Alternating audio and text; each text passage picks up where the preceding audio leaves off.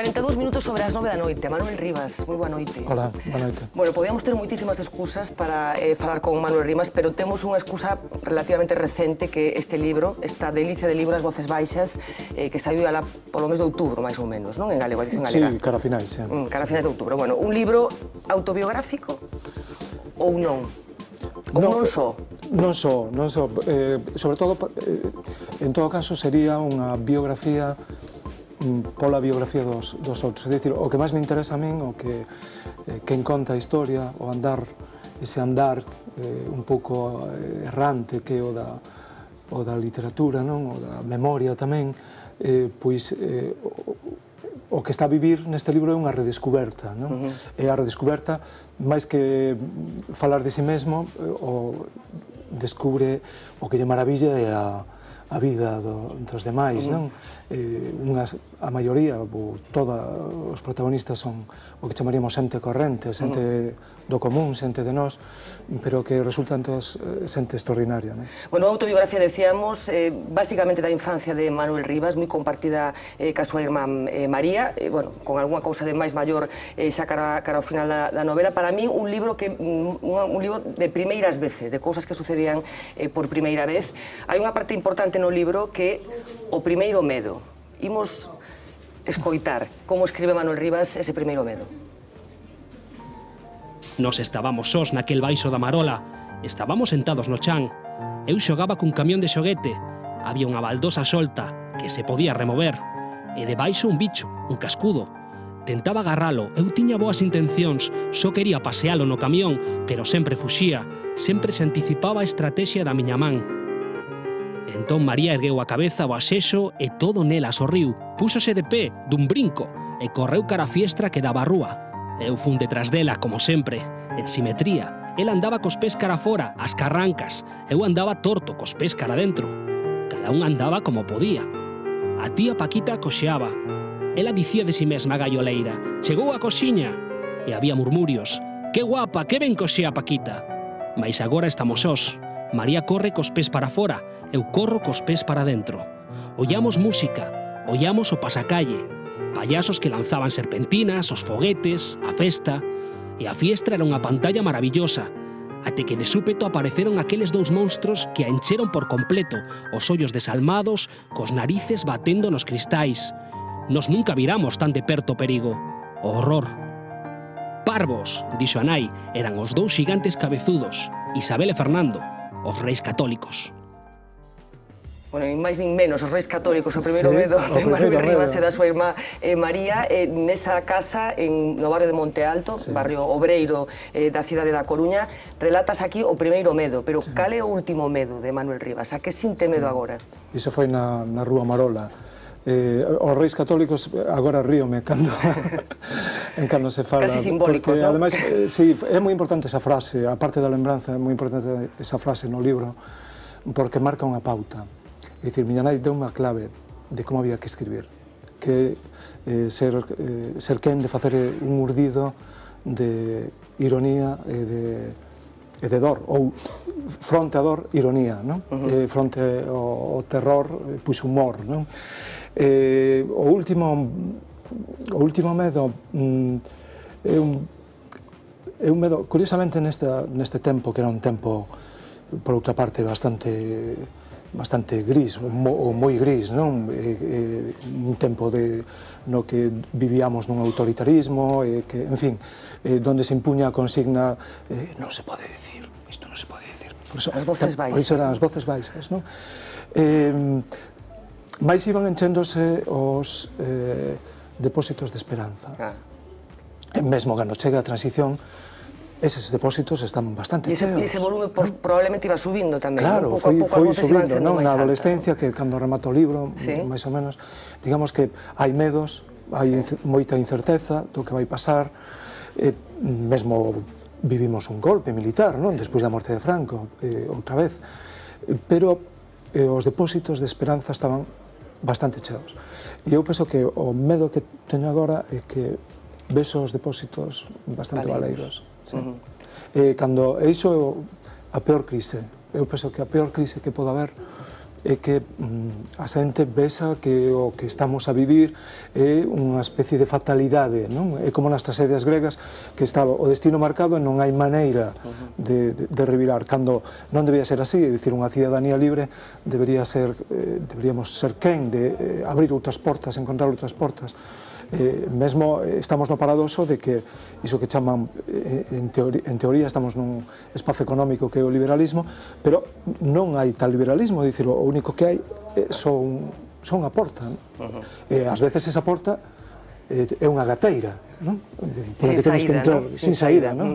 Bueno, un libro de memorias, en realidade, de memorias colectivas, non sei como foi o proceso de reconstrucción, se hai moita autotrampa, digamos, porque a memoria ten probablemente algo de tramposa, ou non. Como se reconstruiu? Baseándose simplemente no que ti lembrabas ou facendo unha reconstrucción da xente ca que compartiches aqueles anos? Os que están. No, claro, había, pero tampouco fixen moito, neste caso, moito traballo, digamos, documental. Si houve xente que me axudou, amigos de Castro, por exemplo, mesmo para ser preciso, porque procurei nos nomes, non cometer erros, non? Pero aquí funciona máis ben, hai unha saga no esquema das sagas islandesas que se di a primeira palabra leva a segunda, e non te preocupes que a segunda vai che levar a terceira, non? Entón aquí hai un pouco ese andar, que é un andar, para min a literatura parecese moitísimo, falo aí da miña irmá María que andaba así as carrancas, eu así tal, e ela recórdame o andar de Charlot, de Chaplin, que tamén é unha das lembranzas que tiñamos ali no Cine Hércules, non? No Monte Alto, nos vivíamos na Rúa Marola, entón estou a ver esa maneira de andar, así, apoiando. E que pasa con Charlot? Que dá a impresión o vagabundo de que por unha parte apoia no día e na noite, na ilusión e no desacougo, non? Nos contrarios. No yin e no yang, no fondo. Sí, no yin e no yang. A memoria anda así. A memoria, claro, non é un arquivo que digas ti, vou meter as más aí e xa saco. Non, non funciona así. É un ser vivo que ao mesmo tempo tamén ten a súa imaginación, entón tamén ten a súa segunda vida, entón ten unha parte de conto, de ficción, pero a ficción é parte da realidade, é dicir, como Hamlet é parte do noso mundo, e Don Quixote, non? Son máis reais que persoases, reis que tenen estatuas por aí, non?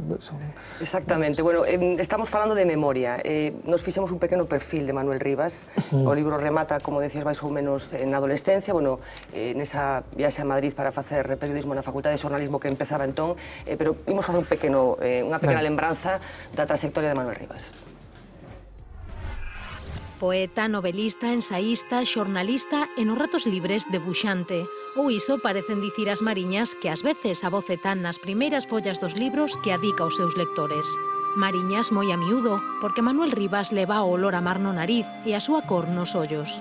Será por nacer na Rúa da Marola, en pleno barrio de Monte Alto, na Coruña, unha cidade rodeada de auga. Será porque o mar é un elemento reiterado e imprescindible en moitas das súas obras. Por exemplo, en moitos dos relatos curtos que compuxeron a súa primeira obra de renome, 1.000.000 de vacas.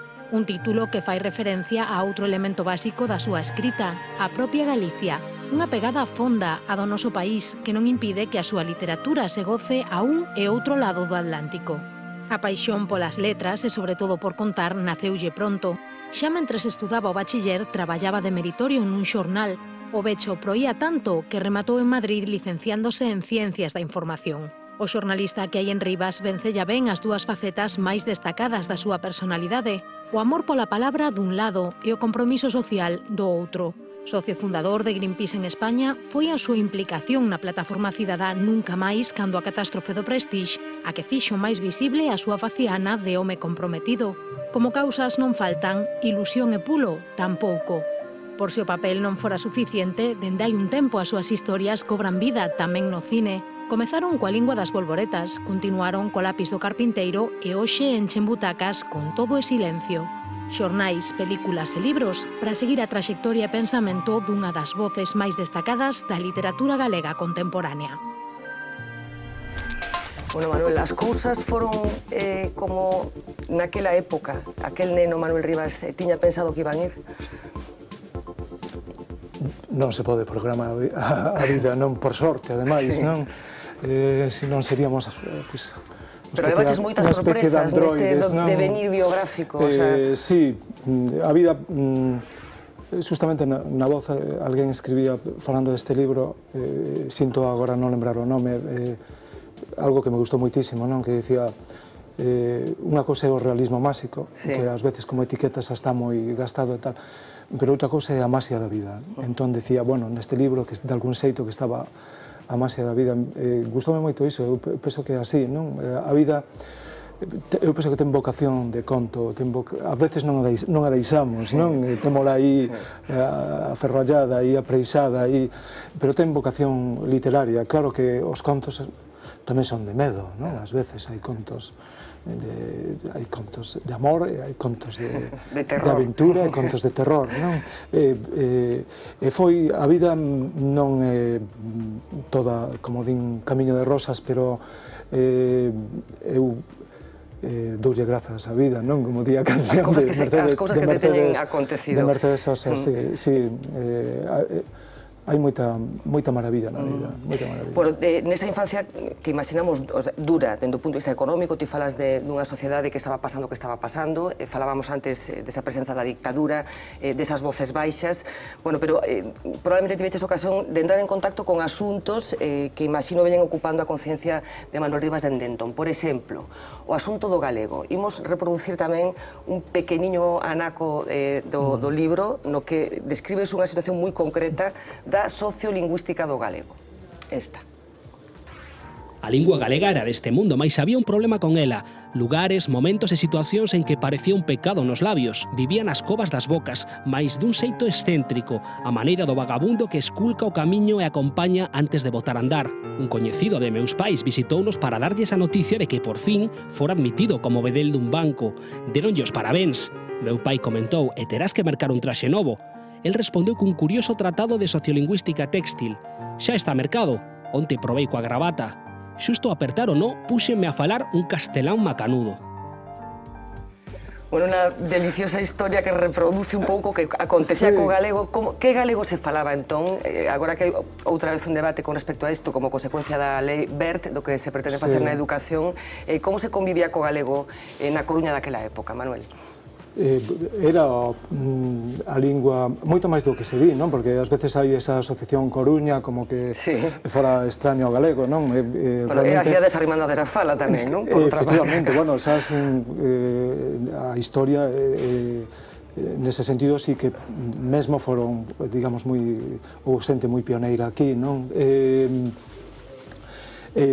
Era unha lingua, evidentemente non estaba na escola, non estaba na igrexa, non estaba nos lugares oficiais, non estaba presente, pero sí que estaba moi presente na vida, é dicir, era a lingua do traballo, a lingua da festa, a lingua que eu escoitaba a carón do mar, ali en Santo Amaro, non?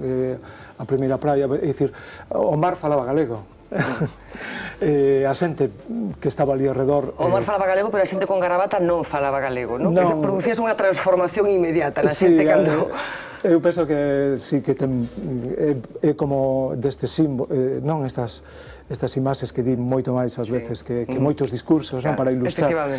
Con toda a ironía, dicía esta persoa, dicía, non, cando chegou a gravata arriba, xa falaba un castelán perfecto. Macanudo. Eu o que procuro, penso que algo que si temos que é un trazo que forma parte da condición humana, pero do galego moi fundamental, digamos, unha componente para min que atravesa toda a cultura popular, sobre todo, o trazo que chamamos da retranca, da ironía e todo iso. E iso temos que... é parte, as linguas non son só ni moito menos, nin dicionarios, nin gramáticas, nin tal, non? As linguas é moi importante, forman parte orgánica de nós, como viven dentro da xente. E o galego tivo sempre esa componente, mesmo a xente que falaba castelán, nun momento determinado, cando tiña que responder a unha situación difícil, insólita, problemática e tal, viñan esas palabras que estaban aí no inconsciente para para darlle ese don de capear o temporal.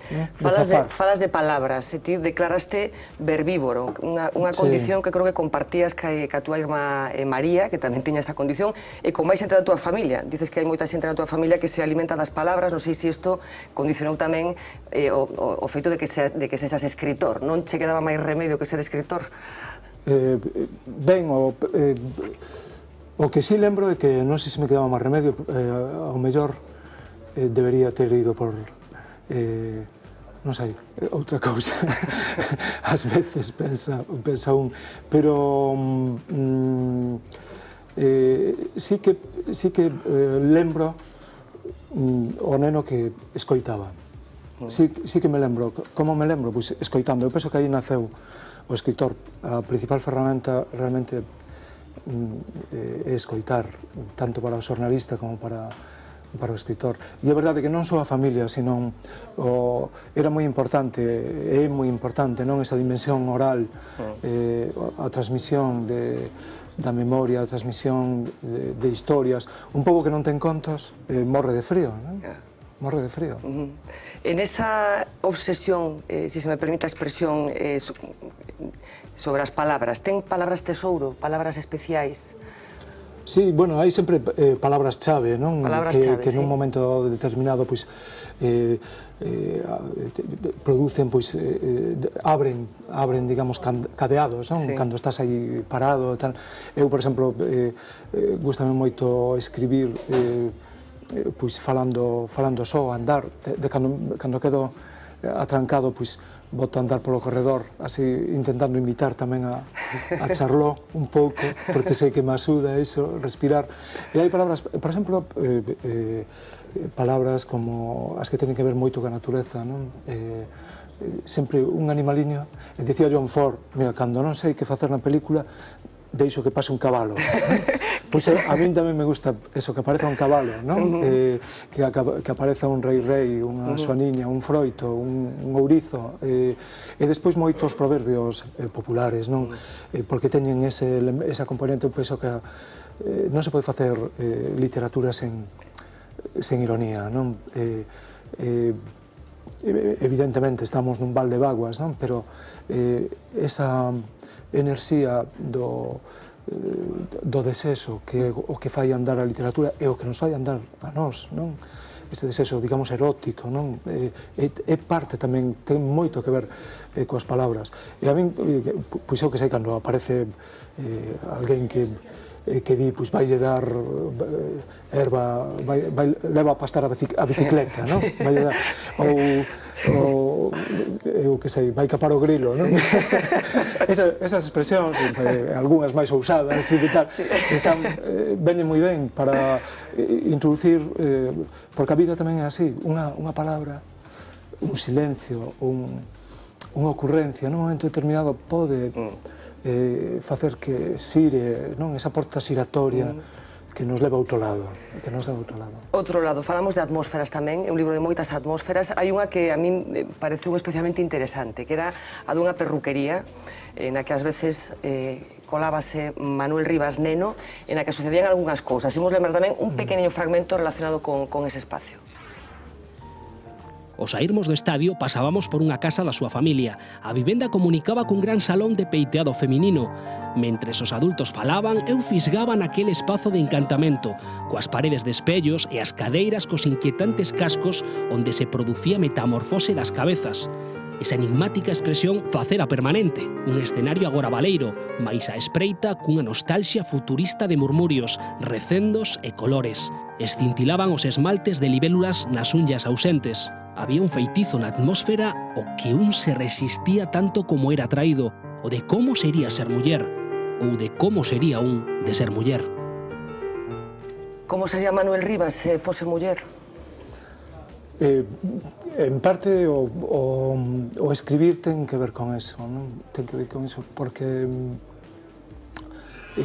cando escribes é distinto, eu penso que é mellor, non? Ou polo menos tes todos os sentidos alerta, e tamén tes os distintos seres que no fondo un leva dentro, non? Hai esa figura da medicina popular galega, da cultura popular galega, que é o do corpo aberto, que eran esas mulleres que eran quen de falar con diferentes voces, non? Mesmo con xente que xa non estaba neste mundo, que estaba no alén, tiñan ese don, non?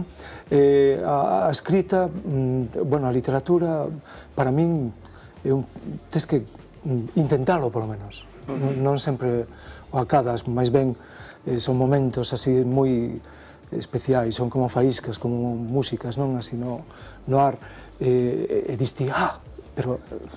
Entón, unha das cuestións fundamentais é que sesas capaz de escribir coa muller que levas dentro. É dicir, que escriba Venus, porque estamos feitos de Marte, de Venus. Marte, o deus da guerra, o deus do poder, o que quere mandar, o apodítico que non espera respostas, dá ordes, digamos, e Venus, pois é claro, é a enerxía esa da creatividade, é a vieira. Fíxate que no corazón de Galicia, de algún xeito, está a vieira. A mí chamame a atención as poucas veces que facemos referencia a esa orixe, a ese carácter simbólico de que o que se viña a procura cando se facía ese camiño extraordinario, mítico, xa na historia do Camiño de Santiago, o destino realmente era o peirao do máis alá, que era o mar, chegar a Fisterra, chegar ao que era o peirao do alén, digamos, onde as almas marchaban. Falamos de mulleres. En forma de barca. Falamos de mulleres, hai moitas mulleres neste libro.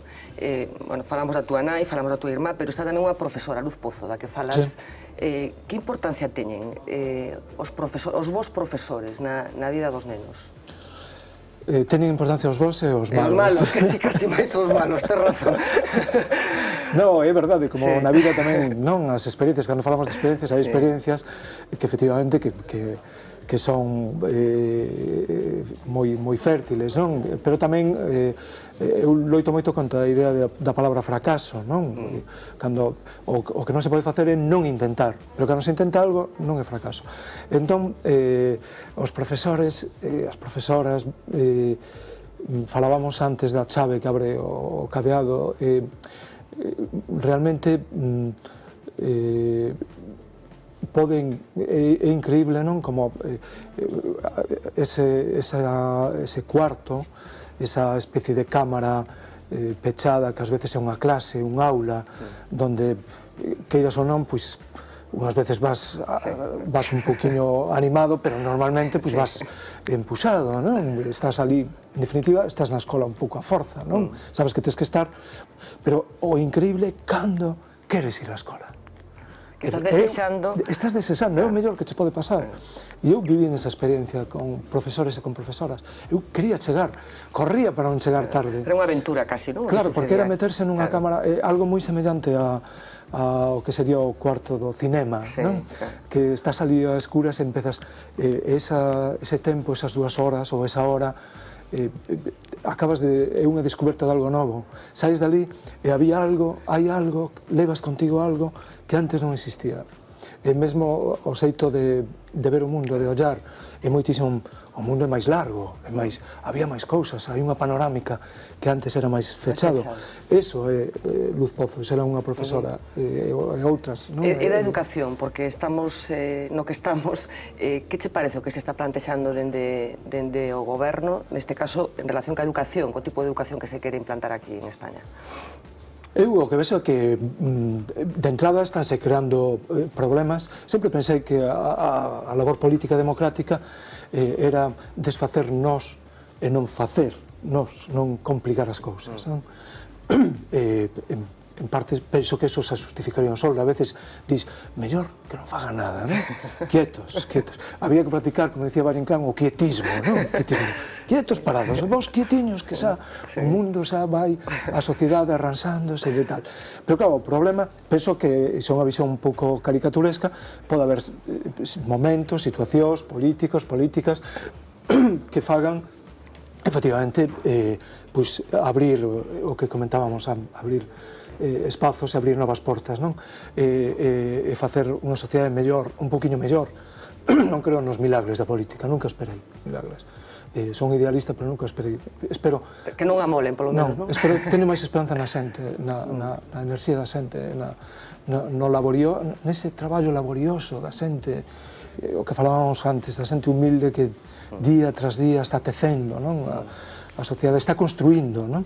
En cambio, hai políticas, como que me preguntabas, políticas, non políticas mulleres, sino políticas decididas, neste caso, por unha maioría de varóns, neste caso, na educación, que o que venen a complicar as cousas, non?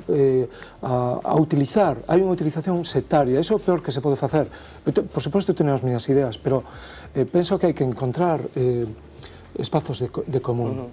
Hai que España e Galicia nestes momentos un pouco zombies que vivimos, é fundamental a tarefa de construir pontes. O mestre Mateo, que fixo a catedral, foi pontífice antes, que era como chamaban os que facían pontes, non os papas. Utilizas unha metáfora moi chula no libro, que falas deste capitalismo impaciente no que só se pagan as esdrúxulas. Bueno, ven a conto porque recordas a experiencia da túa irmá como dobladoras de películas pornográficas que lle pagaban por palabra, e entón dices que nestes momentos o capitalismo impaciente que só pagan as esdrúxulas. Sí, era unha experiencia que compartía, que se axudaba moito con Lois Pereiro, non? Tiña moita graza, non, o asunto, porque, claro, procuraba multiplicar as palabras, os susurros, os momentos destas e tal. Penso que é así, que hai unha cobiza, non, detrás disto que chamamos crise, para entendermonos, que sabe, penso que habería que buscar novas palabras tamén, non? Porque ten moito tamén de estafa, ten moito de deconstrucción, non? Entón, penso que o peor é esa, a idea da cobiza, non dar tempo ao tempo. Vimos como todo isto que se chama burbulla inmobiliaria, eu o que lembro durante todos estes anos en conversas, moitísimas conversas, en que todo o mundo dicía, pero como é posible isto? Como pode valer este piso, esta vivenda, tal, como todo isto que se di que non se decía o que estaba a pasar, as voces baixas sí que o decían. A xente que iba pola rúa... Non sei se viches un vídeo deses dous vellos grabado no ano 2007 en Toledo, no pobo de Toledo, que fan esta reflexión e decía, isto vai acabar mal, isto vai acabar mal. Claro, a onde imos, non? Cando non podes, eu sempre oín os maiores, dicir, non podes pedir máis dun 50% para un empréstamo, non? Porque, quero dicir, pero a cobiza, o peor, digamos que foi como un veleno que se inyectou que nos inyectou a todos, non? Pero os responsáveis... Con víctimas moi concretas de todas esas políticas, déxame compartir un penúltimo fragmento do teu libro que ten que ver ca escola, pero ten que ver cunha resposta que lle destes, o que lle deu un compañeiro teu a un profesor cando fixo esa famosa pregunta que os nenos tan mal soportan de que queres ser de maior. Isto foi o que pasou. Anos despois, na escola de Castro del Viña, un día o mestre preguntounos que pensábamos ser de maiores. Non era o seu modelo a pedagoxía da participación, así que ficamos nun silencio cauto e a velas vir. Que intención tiña a interrogante? Por que quería saber o que nos queríamos ser? Que era realmente o que quería oír?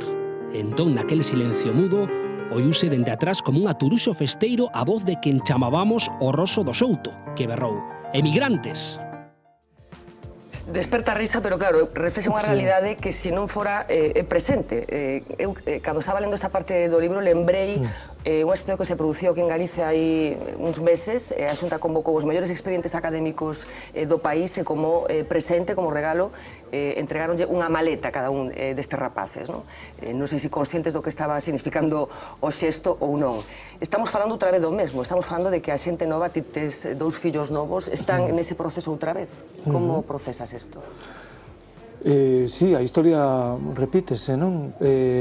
Efectivamente, aí ten ese componente de ironía, porque el, o mestre, ríame un pouco, porque antes de facermonos esa pregunta, pois ele estaba a falar de que España era un imperio, que tiñamos... Non se puña o sol, non se puña o sol, a nós eso gustábanos, que non se puña o sol, non? Porque cando había tanta humidade dicíamos que ven o sol, pero facíanos ese retrato, non, absolutamente disparatado de un mundo que non se correspondía para nada á realidade, porque a xente dese suposto imperio tiña que buscar traballo fora, non? Todos os nosos pais tiveron, e máis, tiveron que buscalo. Entón esa resposta foi, el mesmo quedou como apesadumbrado, non? Quedou, foi como un shock, foi como unha lección dos nenos ao mestre. Estamos, efectivamente, houve un tempo, hai pouco diso, que a min, alguén chamou a atención por utilizar a palabra emigrante. Dicía, ya non hai emigrantes, non? Ya non hai emigrantes. En todo caso, agora, ese eufemismo que utilizaban cando as eleccións, que eran residentes ausentes, non? Que son a... Estamos un tempo de moitos eufemismos. Verdad, xa me dirás que parvada, residentes ausentes, non? Eso parece unha creación surrealista e tal, pero empregábase con toda a naturalidade nos discursos oficiais, aquí, non? O censo de residentes ausentes. O censo de residentes ausentes. Que votarán os residentes ausentes? Por que estes residentes ausentes?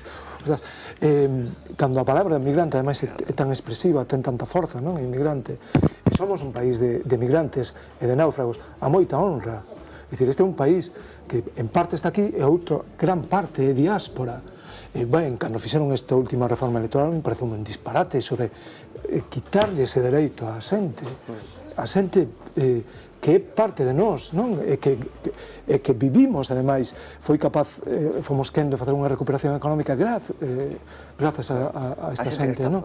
Entón, agora, que pasa? Que eu penso que a peor dimensión, é certo que para a cuestión da migración ten dúas caras. Por unha parte, para a persoa, se non hai máis remedio, cando marchas, moitas veces o máis triste é o que fica aquí, o que queda aquí. Si, unha teoría, efectivamente. Falaste da morriña dos que quedan. Claro, a morriña dos que quedan, as saudades que quedan. Cando ves que todo o mundo, de pequenos decíamos, eu dicía, por que non nos imos todos xuntos?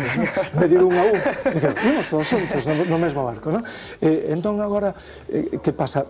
Que é unha solución respetable, individual, por suposto, que non hai nada que dicir, non? E para min cada emigrante é un Ulises, non? Un heroe, non?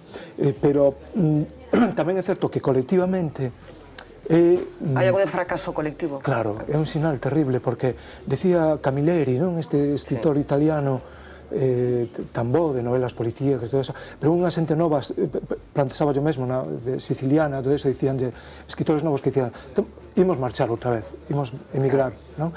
El dicíalle, é que se marchades vos, queda o Baleiro, e o Baleiro enchese de cousas malas. A mí iso pareceume tremendo. Unha imaxe estupenda, señor. Compartimos profesión, o xornalismo, estamos na redacción dun periódico, de La Voz de Galicia.